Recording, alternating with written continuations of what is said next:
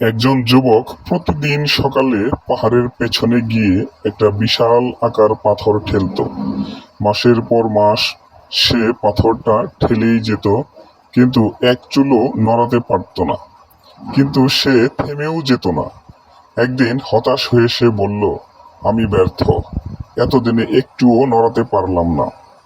এক বৃদ্ধ এসে বলল, তুমি কি পাথরটা ঠেলে নড়াতে পেরেছিলে? যুবক উত্তরে বলল, না, পারিনি, শুধু ঠেলেই যাচ্ছি, কিন্তু কোনো ফল পেলাম না।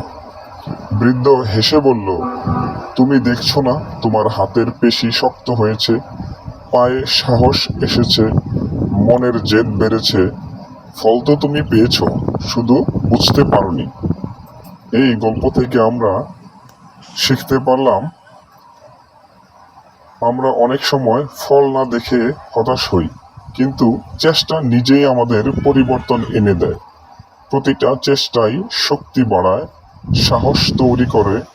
কাজেই থেমে যেও না, তোমার পথেই সাফল্য অপেক্ষা করছে।